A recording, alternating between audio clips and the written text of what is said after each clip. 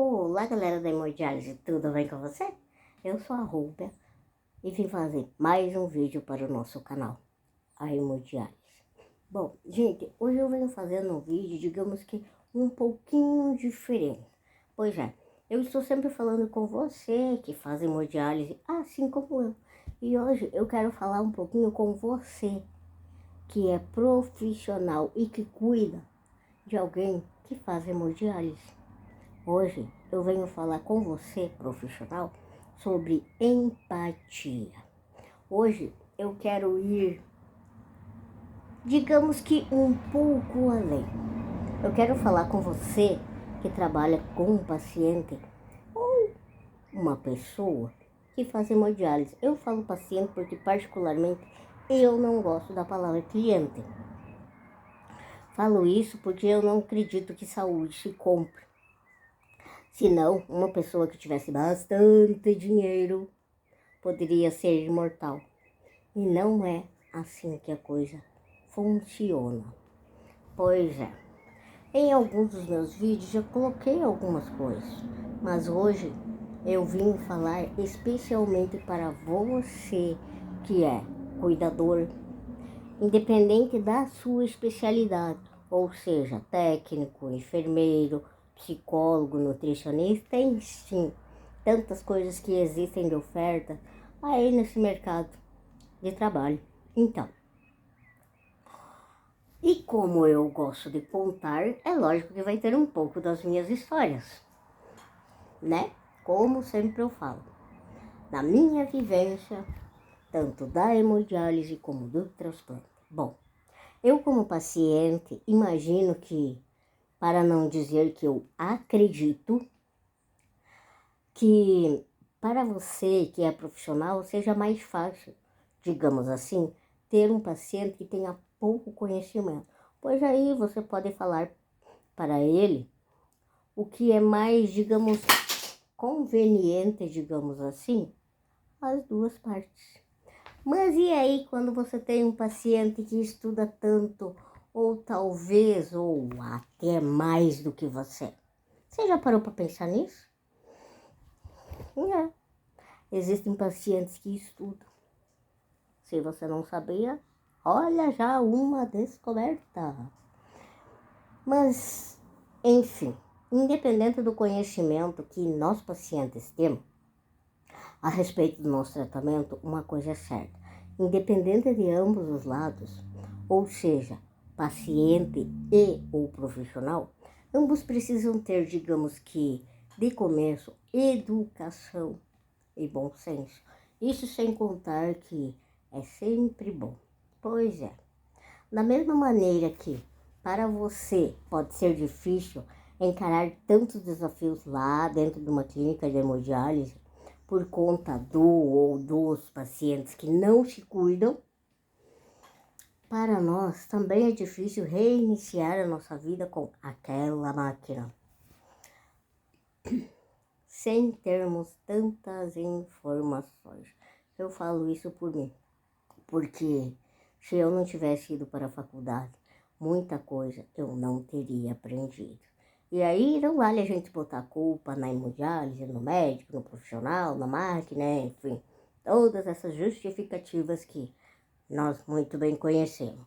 Então, um pouco de empatia apenas vai nos ajudar e quem sabe até evitar mais mal-estar ou quem sabe até alguns procedimentos. E da mesma maneira que pode ser difícil para nós chegar em você, que é profissional, para lhe questionar, às vezes pode ser difícil para você, que é profissional, conseguir chegar em nós por questão mesmo de tempo. Então, gente, aí vai uma das minhas histórias. Eu lembro que eu estava internada lá na UTI, num hospital, sem nomes porque eu não gosto, e teve a troca de turno. Enfim, eu estava deitada porque tinha passado por uma nefrectomia, ou seja, a retirada do rim transplantado ou do enxerto. A menina que passou para a colega do próximo turno foi e disse para ela: a paciente é deficiente, ok? Mas será que ambas pensaram que existem vários tipos de deficiência? É isso mesmo. Gente, eu sou cadeirante. Eu já falei isso várias vezes, mas eu gosto sempre de ressaltar. Eu sou cadeirante devido a um neuroblastoma que eu tive lá na minha infância. A menina entrou no turno seguinte, parou próximo aos pés da minha cama e, gente, a criatura prendeu o grito. Eu dei um pulo da cama porque eu me assustei com a atitude dela. Aí ela me olhou e disse: você não é surda? Oi? Eu olhei para ela e falei: não, eu sou cadeirante. E a minha cadeira está ali, do lado. E ainda por cima, gente, a minha cadeira estava com um papel desse tamanho, com identificação, para que nenhum profissional levasse, achando que a cadeira de rodas era do hospital. Você consegue entender que, além de você saber cuidar do paciente, você precisa ter conhecimento sobre o quadro clínico dele? E como fazer as coisas da melhor maneira para que ele fique bom logo? Não estou aqui para condenar você que é profissional, apenas quero que você preste um pouquinho, digamos assim, de atenção ou de mais atenção em como você está ajudando o seu paciente. Você é um profissional positivo, que está sempre disposto, até oferece um sorriso para ele, ou você é daquele que mistura todos os seus problemas num balaio só e o primeiro que chega leva o brinde, ou seja, uma bela patada? Gente, nessa mesma estadia da UTI que tive, teve outra que não sabia nem o que era nefrectomia. E não teve nem a capacidade de perguntar para alguém. Pois é, ela não parava de me oferecer água. Isso sem contar que trouxe muita água. Cada vez que ela me oferecia, eu dizia não. E em seguida, vinha ela de novo com mais um copo de água. Até que eu falei para ela: eu não posso ficar tomando tanta água. Ela me olhou e disse: claro que você pode. E eu perguntei: por quê? Gente, ela disse que era por conta do procedimento que eu tinha feito. Aí perguntei se ela sabia qual era o procedimento e o que era o procedimento. O nome ela soube dizer porque estava escrito na minha pasta, tá? Mas o que era, não.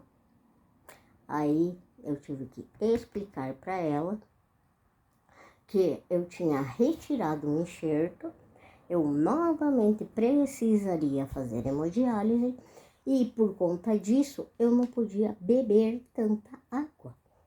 Pois é. Aí talvez você pode estar pensando: o peixe deve ter sido um hospital pequeno.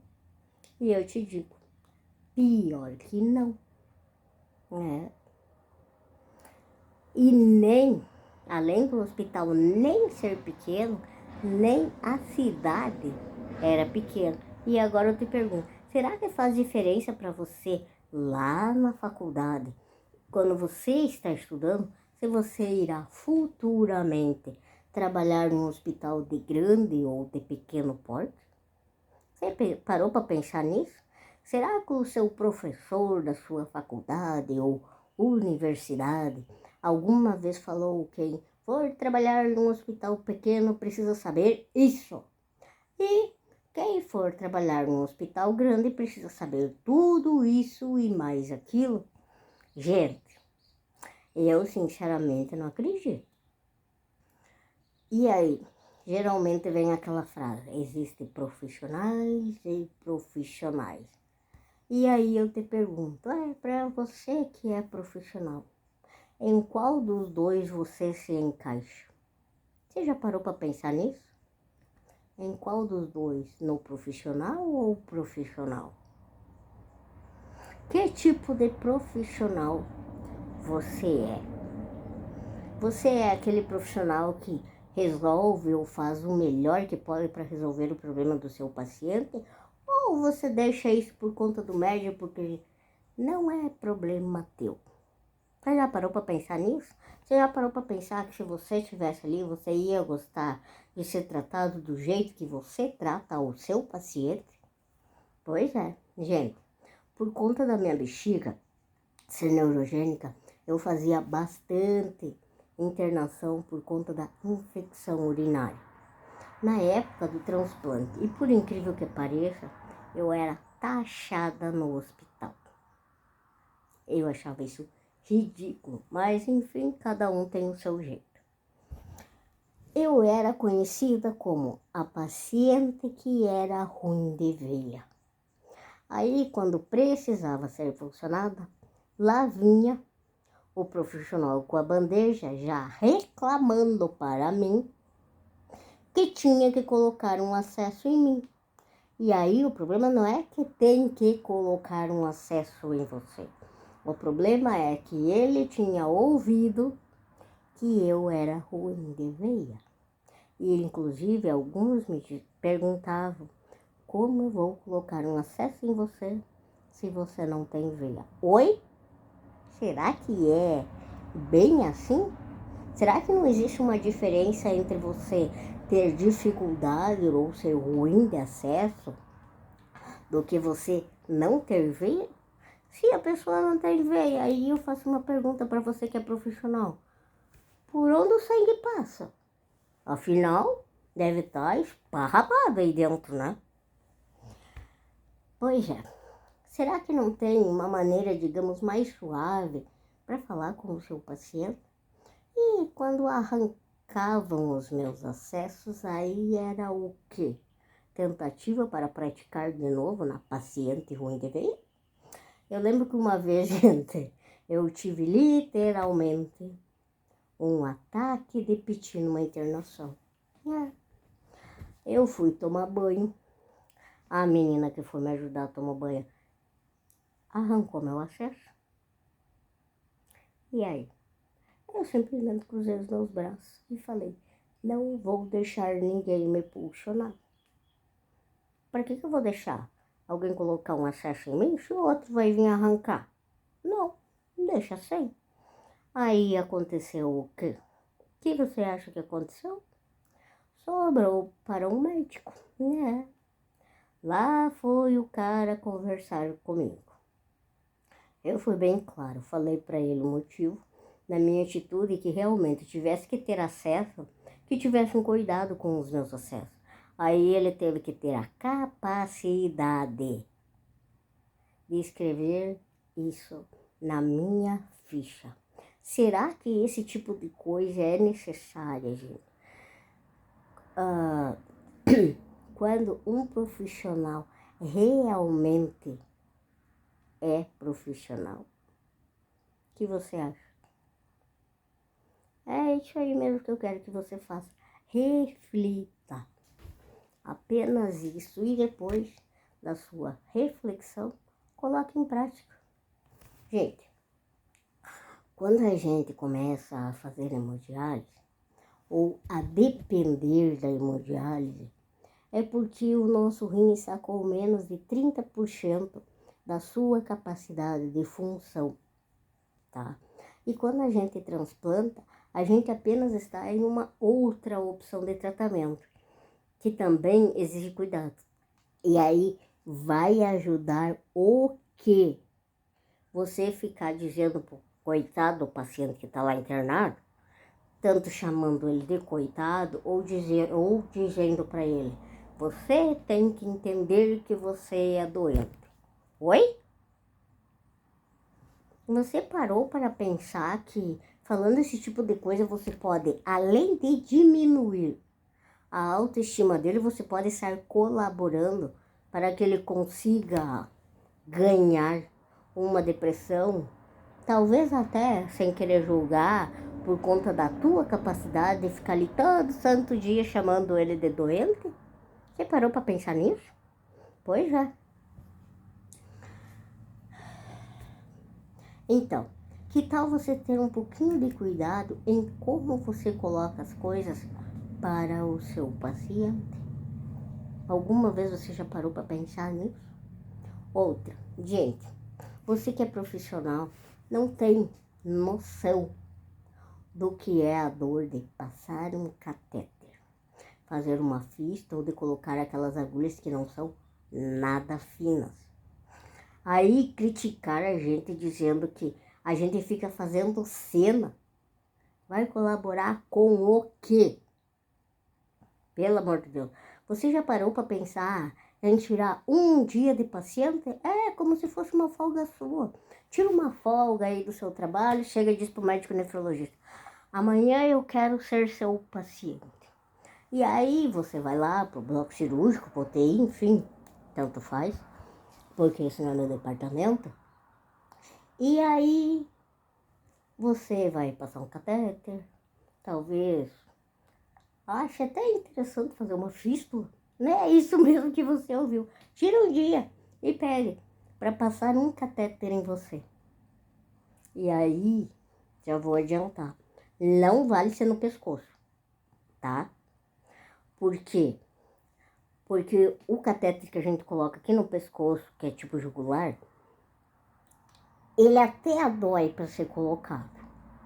Mas é, digamos que a dor parecida com a dor de um torcicolo, pelo fato de você não poder fazer os movimentos com o pescoço.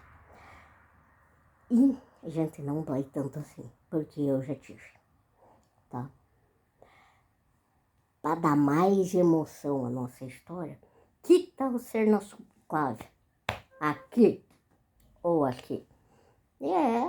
Porque aí, além da dor, você corre o risco de ter o seu pulmão perfurado. E aí? Aí você não pode deixar ele exposto, vai ter que ter cuidados para tomar o seu lindo banho, como nós pacientes precisamos ter. E às vezes precisamos até ir descobrindo isso sozinho. E esse que é o pior. No nosso dia a dia, a gente vai, digamos que, fazendo descobertas. Ou também você pode pedir para o seu colega que trabalha com você colocar uma daquelas agulhas que a gente coloca na nossa fístula. Se vai conseguir pegar, digamos assim, alguma coisa, pouco importa. O que está valendo aqui é a emoção do momento. Pois é. Você também tem a opção de passar o dia, ou seja, as 24 horas do dia, com apenas 300 ml de água. E aí não vale aquele pensamento: amanhã eu bebo. Não, porque nós não temos essa opção. Para nós tem que ser todo dia um novo dia. Todo dia nós temos que ter controle na nossa dieta, no nosso cuidado com o nosso excesso e nos nossos líquidos. Um dia só passar com 300 ml de água, enquanto o outro dia pode beber água de doer a barriga, é bem tranquilo. Mas experimenta fazer isso vários dias para você ver. A sentir aquele calor de 40 graus, você não poder pegar uma garrafa d'água e ver o final. Aí você vai sentir a emoção. Talvez você goste de comer, aí faz aquelas, com todo o respeito do mundo, aquelas coisas que chamam de comida e oferecem para nós lá no hospital. Gente, eu já recebi cada prato em todos esses meus anos que, se bobear, até Deus duvida da capacidade do profissional. Teve uma internação ainda na minha época do transplante, que eu chamava ela de a nutricionista da paz. Até pode parecer engraçado, porque todos os pratos delas eram branco. Aí imagina você comendo um arroz branco com uma salada de couve-flor e um bife de peito de galinha. Qual é o ânimo que você vai ter para comer isso? Pelo amor de Deus. Lógico que em contrapartida, graças a Deus, eu peguei profissionais bons que me davam um belo prato dentro das minhas restrições. Aí eu te pergunto, qual a diferença entre eles? Será que é só a falta de conhecimento ou a falta de boa vontade também? Eu cheguei ao ponto uma vez de fazer o seguinte comentário numa ouvidoria. Se são X pacientes na unidade e todos recebem uma dieta e não comem, esses alimentos vão fora, ou seja, vão para o lixo. Isso que vai para o lixo vai custar tanto de dinheiro para o hospital. Se esses alimentos que vão fora, será que não poderia ser investido alguma coisa financeiramente? Ou seja, o dinheiro que esse X de alimentos, será que não poderia ser usado em, por exemplo, comprar algum ou mais material, usar ou quem sabe até comprar algum aparelho? E, gente, foi assim que eu consegui amenizar um pouquinho, digamos assim, a nossa dieta. Mas, gente, voltando lá, no comecinho, quando a gente inicia hemodiálise, a gente não tem cabeça para pensar que vai ter cuidados. Às vezes nem imagina que vai mudar até a nossa rotina. Pois é, eu falo isso por mim. Eu, nos primeiros dias, pensava apenas em como mexer o meu braço sem machucar o catéter, porque eu não queria colocar outro para não ter que sentir toda aquela dor novamente a qual eu senti. Pois é. E olha que aquela justificativa de, porque a pessoa tem uma certa idade. Não, gente. Eu comecei a hemodiálise com 16 anos. É bem isso que você ouviu. Eu não era velha. Aliás, eu nem adulta era perante essa tabela. Pois é. E a primeira coisa que eu aprendi era que eu teria que ir para a clínica 3 vezes na semana. Alguns dias depois eu descobri que existia dieta, simplesmente porque eu me coçava. Aí eu fui falar com a minha doutora com o pensamento de que ela vai me dar uma medicação para mim parar de me coçar. Aí ela me pergunta, o que você está comendo? Eu falei, o que eu comia? Ontem foi um bife de peito de frango e arroz. E aí ela perguntou, você ferveu? Eu achei meio estranho e perguntei, pra quê? Aí descobri que a gente tinha dieta e a partir daquele dia eu comecei a pesquisar, a estudar e a aprender como seria melhor a minha alimentação, para que assim eu não precisasse sentir ou ter alguma reação. Pois é, do mesmo jeito que a gente tem a dificuldade em se cuidar, alguns dos pacientes ainda têm a dificuldade de passar pelo processo da aceitação. Pois é, uns demoram um pouco mais que outros para se adaptar e aceitar, digamos assim, que esse novo estilo de vida. Para não ficar muito traumático, né? E aí, até como um ato de desespero, o familiar vai atrás do profissional para saber como fazer, porque o seu ente querido não quer fazer a hemodiálise. E, gente, essa pessoa apenas está buscando uma ajuda, nada além disso. E aí, custa o que ajudar? Eu já vi muito disso nessas minhas andanças. Já vi profissionais que, conversando com o paciente, conseguiram até evitar uma futura depressão. E também vi profissionais apenas dizendo, se ele não quer fazer o tratamento, eu não posso obrigar. Oi? Você escutou? Será que não pode ter um pouquinho de empatia? Você não quer ajudar ou talvez não tenha nem a mínima vontade de ajudar? Quem sabe tenha a decência de dizer para a pessoa que está ali, talvez até desesperada, que você não é a melhor pessoa e pedir para ele conversar com o médico nefrologista, ou talvez que ele vá buscar uma ajuda com outro profissional, por exemplo, um psicólogo, um terapeuta. Não vai doer falar isso, gente.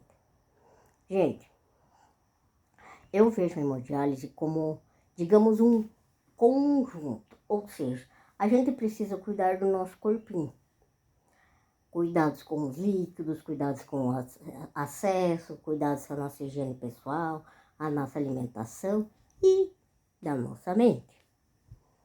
Além de ir todas as sessões que o nosso médico nefrologista prescreve, além dos cuidados que precisa ter na hemodiálise.